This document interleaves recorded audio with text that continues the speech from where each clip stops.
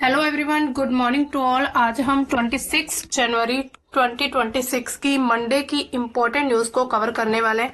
जैसा कि हमारा ये daily the Hindu news analysis का सेशन रहता है, इसमें हम डेली करंट अफेयर की न्यूज़ को कवर करते हैं जो कि यूपीएससी या फिर उससे रिलेटेड जितने भी वन डे एग्जाम होते हैं, एसएससी या फिर पीसीएस एग्जाम है, जितने भी क्वेश्चन पूछे जाने के चांसेस रहते हैं उन हम न्यूज़ को कवर करते हैं। तो अब देखिए, इसमें हमारे जो मेजर सब्जेक्ट होते हैं वो होता है polity, year, history, art and culture, economy, science and tech, environment and geography भी हमारा एक मेजर सब्जेक्ट है। सेशन शुरू करने से पहले आपको आज जो हमारा गणतंत्र दिवस है 26 जनवरी में, जो हमारा रिपब्लिक डे है, उसकी बहुत बहुत शुभकामनाएं। आज हमारे जो संविधान को लागू हुए 77 ईयर्स हो चुके हैं और हमारे संविधान में बहुत सारे संशोधन भी हुए हैं। तो अब जो है इसमें से भी इंपॉर्टेंट क्वेश्चन बन जाते हैं। अब देखिए, कल हमने आपको क्वेश्चन दिया था, until which census year does the suspension of delimitation effectively remains in force. तो इसमें कौन सी सेंसस थी? इसमें जो है 2017, यानी कि 2017 हमारा सी ऑप्शन यहाँ पर करेक्ट हो जाएगा। ठीक है, अब चलते हैं हमारी आज की पहली न्यूज की तरफ। हमारी न्यूज क्या है? India is a Herald of peace in a women that is marked by conflict, says president.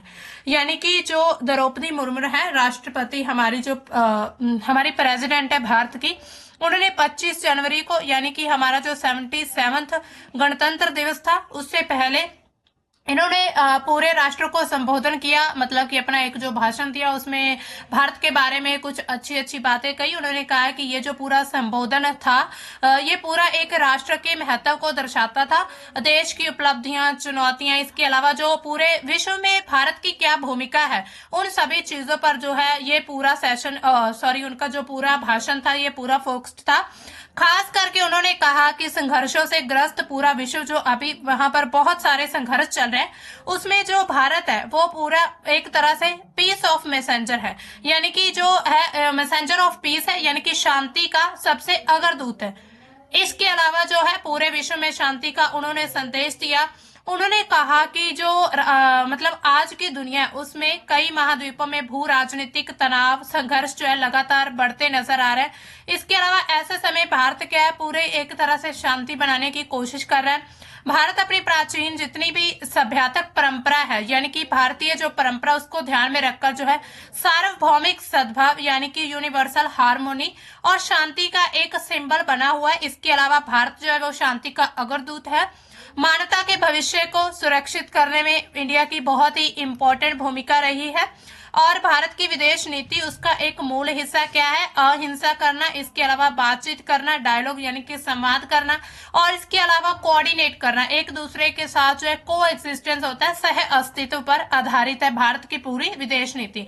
इसके अलावा राष्ट्रीय सुरक्षा और शांति का संतुलन के बारे में राष्ट्रपति ने जोर दिया कि भारत अपनी राष्ट्रीय सुरक्षा के प्रति पूरी तरह से अलर्ट है, यानी कि ऑपरेशन सिंदूर जैसे इनका उन्होंने वर्णन किया। और जहां पर कोई भी आतंक के प्रति कोई भी कार्यवाही करनी होती है, तो भारत हमेशा उसमें जो है कि अलर्ट रहता है। इसके अलावा भारत हमेशा आगे रहता है आतंकवाद को खत्म करने में। इसके अलावा भारत पूरे विश्व के स्तर पर शांति सद्भाव का संदेश देता है। हम लड़ सकते हैं अगर जरूरी हो, लेकिन हमारा जो टारगेट क्या है, एक तरह से पीस को स्थापित करना, शांति को बनाना पूरे विश्व में। इसके अलावा गणतंत्र दिवस को अतीत, वर्तमान, भविष्य से जोड़ने वाला एक दिवस बनाया गया है। इसमें जो है इंट्रोस्पेक्शन का मौका है ये हमारे पास। उनके द्वारा ये कहा गया कि हम संविधान के आदर्शों पर कितना खरे उतरते हैं, यानी कि जो संविधान में बताए गए थे उसमें हम कितना उन चीजों को जो है फॉलो कर पा रहे हैं। इसके अलावा संविधान ने भारत को दुनिया की सबसे बड़ी लोकतंत्र भी बनाया है। इसके अलावा किसान, यानी कि अन्नदाता, उसको अर्थव्यवस्था की एक रीढ़ की हड्डी माना जाता है, कि जो किसान है, हमारे जो कृषक हैं, उनको हम किसी भी लेवल पर कमतर नहीं आंक सकते। इसके अलावा जो युवा है, यानी कि यंग जनरेशन, वो देश के बहुआयामी जो विकास है उसको दिशा दे रही है, यानी कि जो हर तरह से विकास करना है भारत का, किस तरह से हमें डेवलपमेंट नेशंस की तरफ बढ़ना है, हमें अपने भारत को आगे लेकर जाना है। तो इसमें जो युवा है, यंग जनरेशन, उनका बहुत बड़ा रोल है। इसके अलावा हर जगह पर महिलाओं की जो भागीदारी लगातार बढ़ती जा रही है, विज्ञान, अगर हम साइंस ट्रैक में देखें यानी कि विज्ञान प्रौद्योगिकी में हमारी जो प्रगति है वो लगातार बढ़ती जा रही है, हम उसमें भी आगे जो है मतलब हम प्रोग्रेसिव हो रहे हैं। भारत तीसरी सबसे बड़ी अर्थव्यवस्था बनने की राह पर पहुंच चुका है, यानी कि अभी तक जो भारत है वो चौथी सबसे बड़ी इकोनॉमी है, अब थर्ड इकोनॉमी बन जाएगी। इसके अलावा उन्होंने कहा कि जो सरदार पटेल जैसे जितने भी महान नेता थे उन्होंने मतलब जो भी योगदान दिया भारत के संविधान में उनको याद किया गया। इसके अलावा राष्ट्र को एक करने में जिनका भी योगदान रहा था उन सभी को एक तरह से इस पूरे भाषण में याद किया गया। तो ये जो संबोधन है ये राष्ट्रीय भवन से हुआ था और वहां पर यानी कि ये जो बयान उन्होंने दिया है राष्ट्रपति द्रौपदी मुर्मू जी ने, उन्होंने भारत की दोहरी छवि को रेखांकित किया है, यानी कि हम जो एक मजबूत आत्मनिर्भर राष्ट्र बनना चाहते हैं, इसके अलावा अपनी सुरक्षा को भी ध्यान में रखते हैं। यानी कि ऐसा नहीं है कि हम आत्मनिर्भर या फिर आगे यानी कि मजबूत राष्ट्र बनने में अपनी सुरक्षा को खत्म कर दें, हम अपनी सुरक्षा के प्रति भी काफी अलर्ट हैं। तो पूरे 2025 में हमारे जितने भी यानी कि एक साल में हमने जितने भी अगर हम देखा जाए हमारे जो कार्य रहे थे, हमने जो भी अपनी सुरक्षा को लेकर ऑपरेशंस किए थे उन सभी के बारे में यहाँ पर बातचीत की गई थी। तो अब चलते हैं हमारी नेक्स्ट न्यूज की तरफ। हमारी नेक्स्ट न्यूज क्या है, neolithic relics from Lakkundi excavation give a push to UNESCO heritage site inclusive bid, यानी कि लकुंडी खुदाई हुई है उसकी तरफ से जो भी हमें नवपाषाणी अवशेष मिले हैं तो उनमें क्या है यूनेस्को धरोहर स्थल में यानी कि इसको शामिल करने की एक तरह से प्रयास किया जा रहा है। लुकंडी में हमें कुछ वहां पर ऐसी चीजें मिली हैं। अब देखिए लुकंडी जो है इसकी खुदाई से हमें जो है नवपाषाणी नियोलिथिक हमें जो एविडेंस कुछ मिले हैं और इस ऐतिहासिक स्थल को यूनेस्को वर्ल्ड हेरिटेज साइट में शामिल करने की जो प्रक्रिया है वो काफी तेजी से चल रही है। लुकंडी कहाँ पर है? लुकंडी जो है वो कर्नाटक राज्य के गदग जिले में एक छोटा सा गांव है लुकंडी, ठीक है। काफी ऐतिहासिक यानी कि हिस्टोरिकल विलेज है, काफी पुराना है। यहाँ पर चालुक्य काल जिसमें हम कल्याण चालुक्य लगभग 10वीं से 12वीं शताब्दी के बीच जो है उसके समय पर वहां पर करीब 101 मंदिर थे और 101 बावड़ियां थी, यानी कि स्टेप वेल। बावड़ियां में इसकी एक प्रकार के कुएं होते हैं जो कि राजस्थान में बहुत ज्यादा पाए जाते हैं, यानी काफी गहरे होते हैं जिनमें पानी रहता है और उनके आसपास चारों तरफ सभी जो है सीढ़ियां रहती है। यहाँ पर आप पिक्चर में देख सकते हैं, ये देखिए ये जो है यहाँ पर इसको यानी कि बावड़ियां कहते हैं, तो इसलिए ये काफी ज्यादा फेमस है। मंदिरों की जो वास्तुकला उसमें सोपान शैली का वर्णन मिलता है, इसके अलावा जटिल नक्काशी की गई है। सोपान मतलब कि स्टेयर केस स्टाइल से जो वहां पर पूरी वास्तुकला मंदिर बनाए गए। इसके अलावा क्लोराइट सिस्ट या फिर ग्रीन स्टोन का भी इस्तेमाल किया गया है वहां पर जो लुकंडी में मंदिर है। पहले से ही यहाँ कई मंदिर हैं जैसे कि काशी विश्वेश्वर मंदिर, नागेश्वर मंदिर, मणिकेश्वर मंदिर, ये सभी जो है यूनेस्को हेरिटेज साइट में ऑलरेडी ही इनको शामिल किया जा चुका है। लेकिन पूरा लुकंडी जो है अब इसको पूरी तरह यानी कि पूरे गांव को यूनेस्को वर्ल्ड हेरिटेज में जो है शामिल करने की बात कही जा रही है, क्योंकि वहां पर बहुत सारे हमें हिस्टोरिकल एविडेंस अवशेष मिल रहे हैं। अब देखिए हाल ही की खुदाई क्या हुई, तो जनवरी 2026 की शुरुआत में लुकंडी में कोटे वीर भद्रेश्वर मंदिर के पास यानी कि एक वहां पर मंदिर है उसके पास एक पुरानी यानी कि काफी पुरानी जगह थी, वहां पर जो है खुदाई की गई। शुरुआत में एक स्थानीय घर की नींव मिली, उसके खुदाई के दौरान सोने के पुराने आभूषण मिले थे, यानी कि एक घर की खुदाई हुई पुराने की तो उसमें जो है सबसे पहले सोने के अवशेष मिले। इसके बाद फिर वहां की जो स्टेट गवर्नमेंट थी इसके साथ ही जो वहां पर पुरातत्व विभाग था उन्होंने पूरे क्षेत्र में ही खुदाई करवानी शुरू कर दी थी। खुदाई का अगर हम क्षेत्र देखें तो 10 मीटर का एक एरिया था। इसके अलावा अब तक 7 से 8 फीट तक ये खोदा जा चुका है और खुदाई कर्नाटक पुरातत्व संग्रहालय और विरासत विभाग के द्वारा की जा रही, यानी कि स्टेट जो डिपार्टमेंट है वहां पर हिस्टोरिकल डिपार्टमेंट उसके द्वारा ये खुदाई हो रही है। इसमें जेसीबी जैसी मशीनों के साथ कुछ वैज्ञानिक तरीके भी अपनाए जा रहे हैं। इसके अलावा नवपाषाण कालीन अवशेष क्या मिले हैं वहां पर, खुदाई से पहले 8-10 दिनों में ही बहुत ही महत्वपूर्ण चीजें मिल गई थी जब शुरू हुई थी।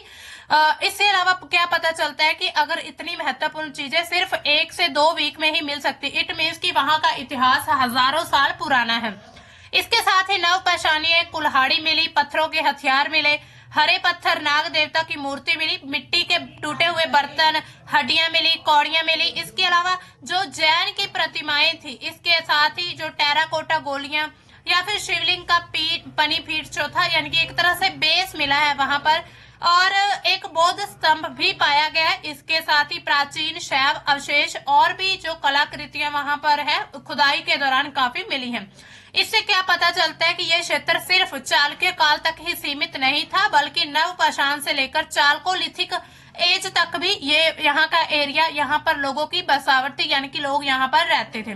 इसके अलावा यूनेस्को धरोहर के प्रयासों पर क्या असर पड़ेगा, तो जो नामांकन किए गए थे जितने भी यहाँ पर नए अवशेष मिले उनको एक तरह से यूनेस्को में, यानी कि अब देखिए यूनेस्को में अगर किसी भी एरिया को शामिल करना है तो पहले उस पर वहां से कुछ अवशेष मिलने चाहिए, यानी कुछ एविडेंस होने चाहिए।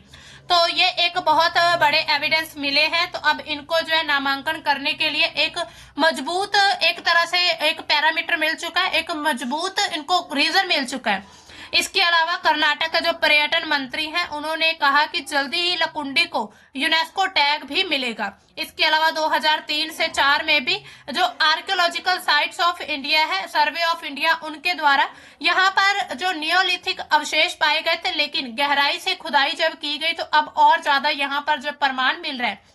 इसके अलावा अब तक अगर हम देखें तो 44 ऐतिहासिक स्थल है उनको संरक्षित कर चुके हैं यूनेस्को वर्ल्ड हेरिटेज में, और मंदिरों बावड़ियों को भी इनमें जोड़ा जा रहा है, यानी कि खुदाई अभी भी जारी है वहां की। इसके अलावा पर्यटक क्षेत्र जहां पर बढ़ते जा रहे हैं, वो बहुत ही ज्यादा जो ऐसे गांव होते हैं वो एक आकर्षित केंद्र बनते जा रहे हैं, और उनको फिर विश्व की यूनेस्को धरोहर में शामिल कर लिया जाएगा। अब चलते हैं हमारी नेक्स्ट न्यूज की तरफ। हमारी नेक्स्ट न्यूज क्या है, तो न्यूज आ रही है Indian products should offer top quality Modi. तो मोदी के द्वारा एक स्टेटमेंट दी गई कि भारतीय उत्पादों की गुणवत्ता सर्वोत्तम होनी चाहिए, यानी कि सबसे अच्छी हो। प्रधानमंत्री नरेंद्र मोदी ने मन की बात कही, और उनका जो ये 130th एपिसोड था, और उसमें उन्होंने ये बात कही कि जो भारत के उत्पाद हैं उनकी पहचान क्या है कि सर्वोत्तम गुणवत्ता, यानी कि अच्छी क्वालिटी उनकी एक पहचान है। तो इसी तरह जो है मतलब उन्होंने स्पष्ट तौर पर कहा, चाहे कोई भी वस्त्र हो, कपड़े हो, या फिर प्रौद्योगिकी टेक्नोलॉजी हो, इलेक्ट्रिकल जो भी उपकरण हो, पैकेजिंग हो, हर भारतीय उत्पाद जो है वो सर्वोत्तम गुणवत्ता से होना चाहिए। अब देखिए इसके लिए जो है मतलब भारतीय उत्पादों की जो पहचान उनकी बेहतर गुणवत्ता से होगी। इसके अलावा उन्होंने कहा कि भारत अब दुनिया का तीसरा सबसे बड़ा स्टार्टअप हब बन चुका है, तो ये उनके द्वारा कहा गया। इसके अलावा पीएम मोदी ने उद्योग से गुणवत्ता पर कोई भी समझौता ना करने की बात कही है, कि उद्योग के मतलब तौर पर हम गुणवत्ता से, क्वालिटी से किसी भी तरह का समझौता नहीं करेंगे।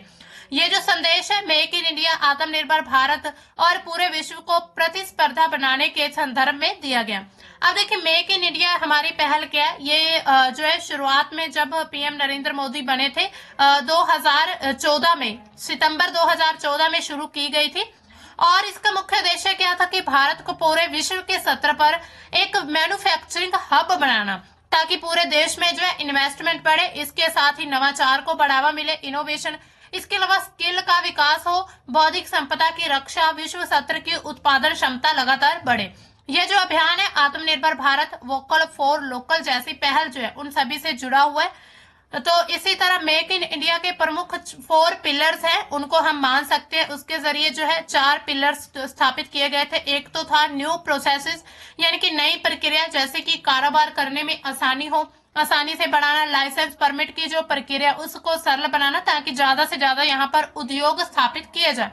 इसके अलावा नई बुनियादी ढांचा, न्यू इंफ्रास्ट्रक्चर, जिसमें औद्योगिक corridor, smart city, logistics, port विकास, इन सभी का विकास करना। इसके अलावा नए क्षेत्र इसमें शामिल किए गए थे। 25 न्यू सेक्टर्स थे, जिसमें automobile, electronics, defence, pharmaceutical, textile, रसायन, आईटी हब, ये सब कुछ शामिल किए गए थे।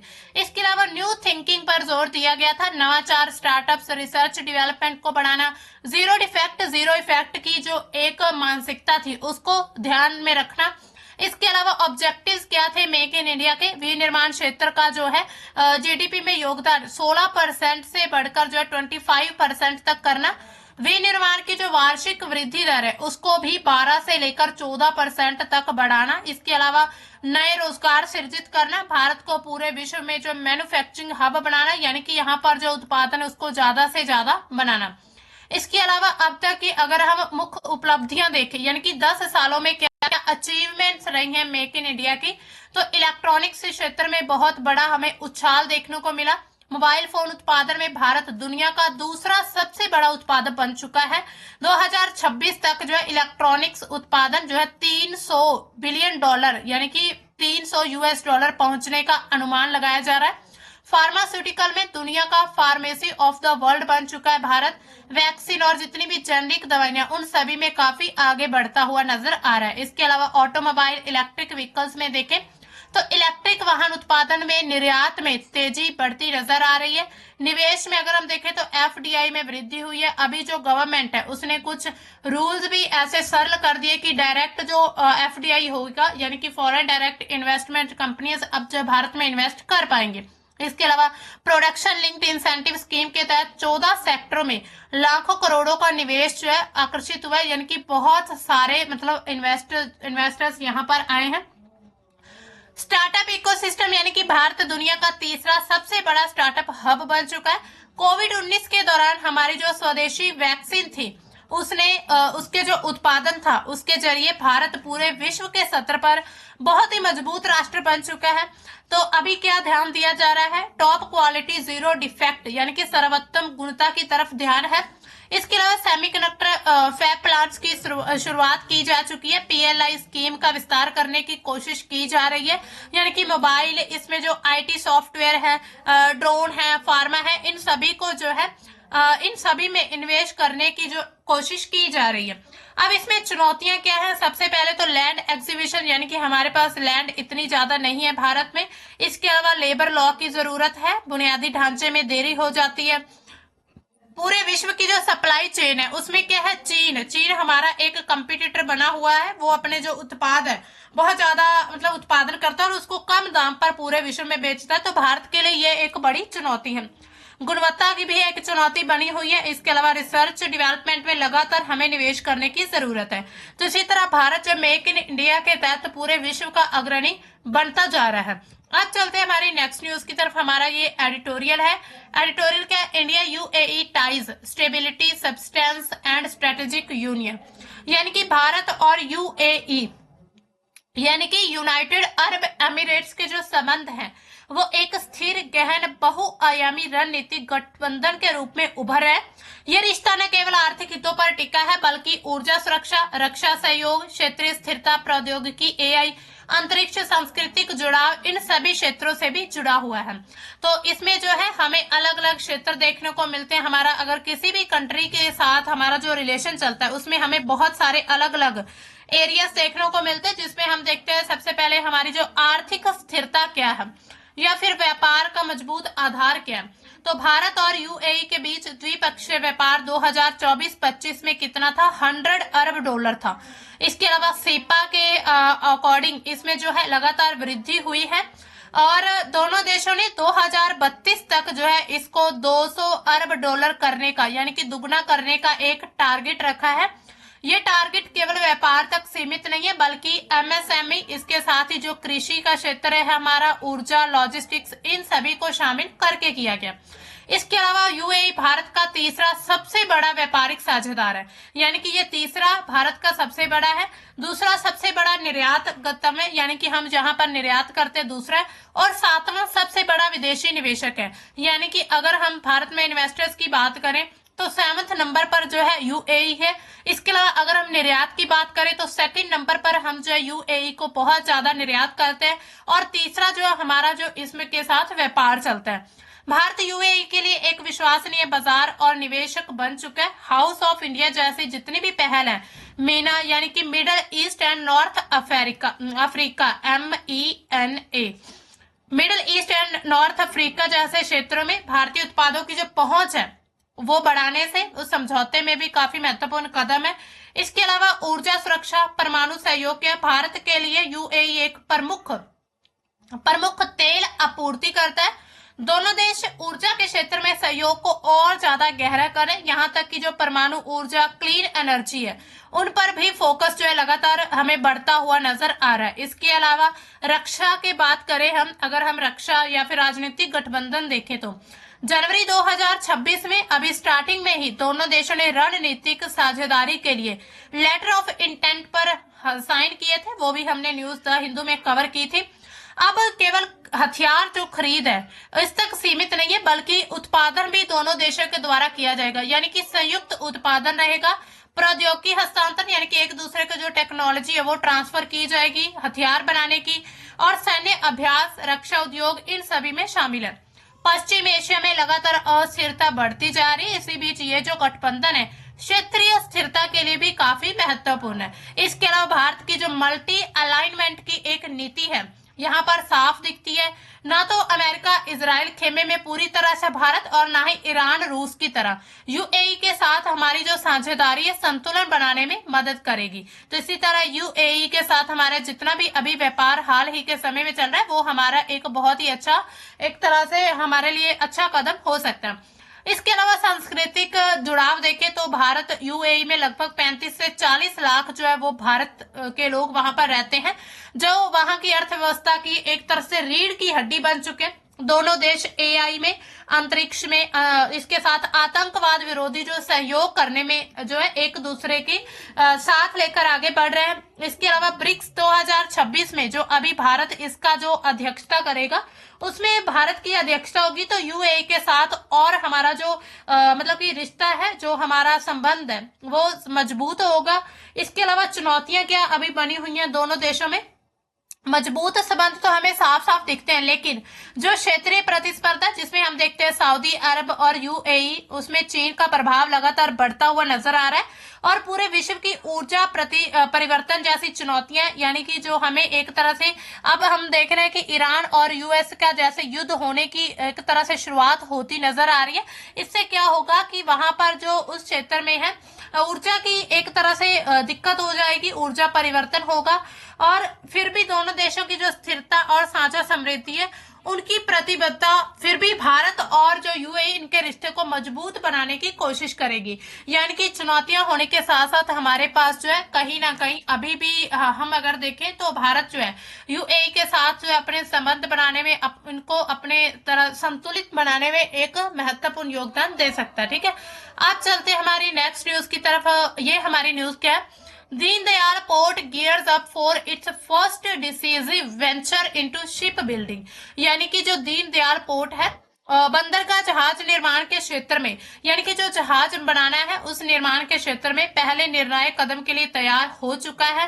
तो इसमें क्या है, दीनदयाल पोर्ट जो कांडला पोर्ट के नाम से भी इसको जाना जाता है। सबसे पहले आप इसकी लोकेशन देखिए मैप पर, ये देखिए ये है इसकी लोकेशन मैप पर, यहाँ पर आप देख सकते हैं गुजरात के क्षेत्र में यहाँ पर जो है तो इसमें जो है भारत का ये दीनदयाल पोर्ट है।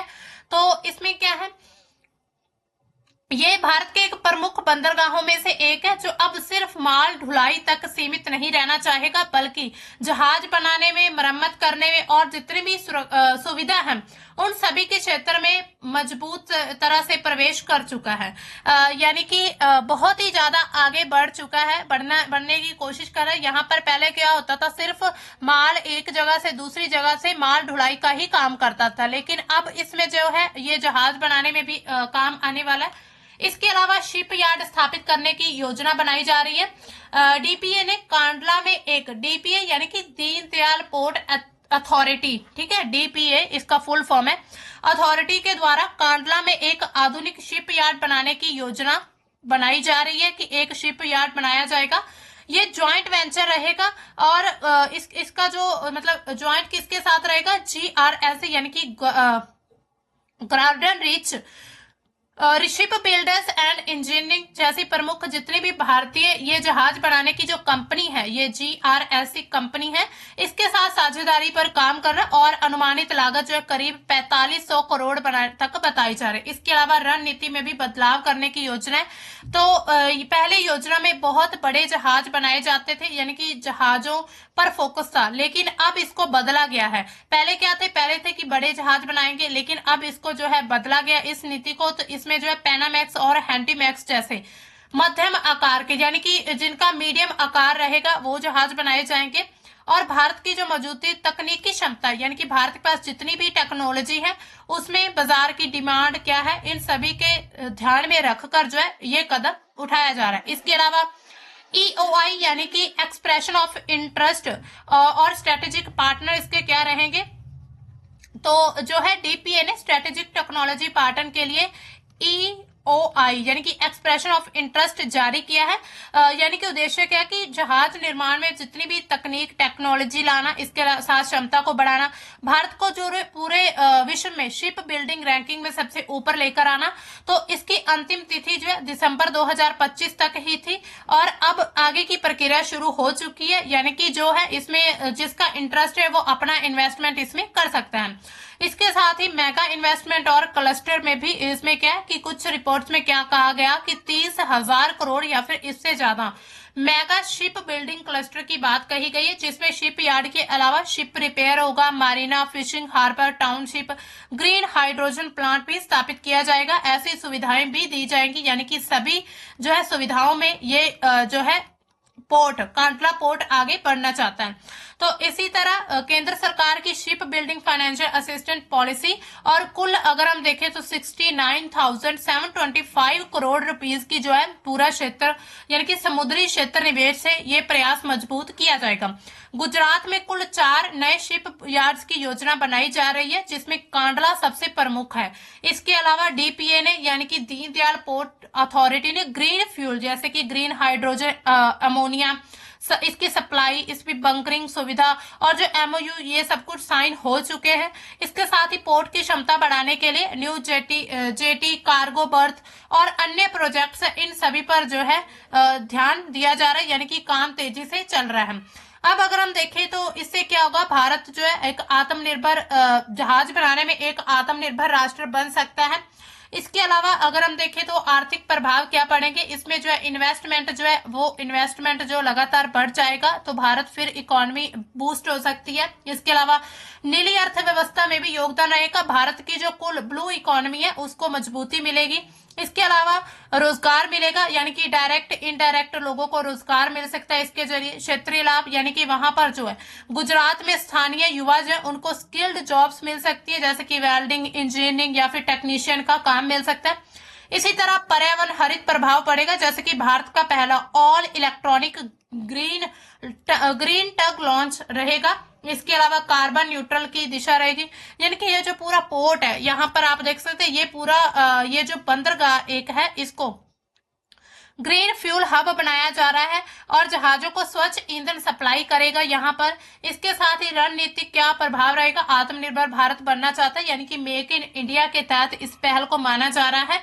और ग्लोबल पोजीशन रहेगी, भारत पूरे विश्व में शिप बिल्डिंग हब बनाने में मदद करेगा, यानी कि भारत अपने शिप के अलावा और देशों के भी शिप्स का निर्माण कर सकता है।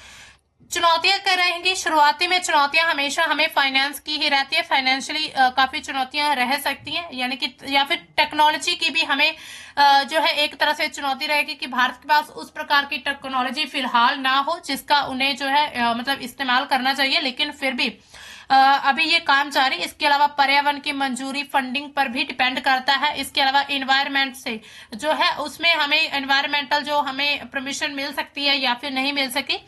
कुल मिलाकर देखा जाए ये जो परियोजना रहेगी दीनदयाल पोर्ट को सिर्फ कार्गो पोर्ट से बदलकर एक समुद्री पूर्ण हब बनाएगी। इससे क्या होगा, गुजरात और उत्तर भारत की जो अर्थव्यवस्था उसमें एक अच्छी प्रगति हो सकती है। भारत की समुद्र से समृद्धि की जो दृष्टि है उस चीज को ये दर्शाता है। तो इसी तरह ये बहुत ही इंपॉर्टेंट प्लेस हो जाती है कांडला पोर्ट यानी कि दीनदयाल पोर्ट। अब चलते हमारे आज का क्वेश्चन ऑफ द डे आपके लिए क्या, name the country, name the country that is investigating senior military personnel for suspected serious violations of discipline and law। यानी कि कौन सा ऐसा जो सीनियर मिलिट्री जो एक अधिकारी है उसको पद से हटा दिया गया है, एक तरह से उस पर संदेह था कि ये भ्रष्टाचार कर रहा है। तो आपने उस कंट्री का नाम बताना है, यूएस, यूक्रेन, चाड, चाइना। तो इसका सही ऑप्शन आपने बताना होगा हमें कमेंट सेक्शन में। फिलहाल आपको पता ही होगा इसका करेक्ट ऑप्शन क्या है। अब मिलेंगे हम अपने कल के द हिंदू के सेशन में, तब तक के लिए बाय, थैंक्स फॉर वॉचिंग।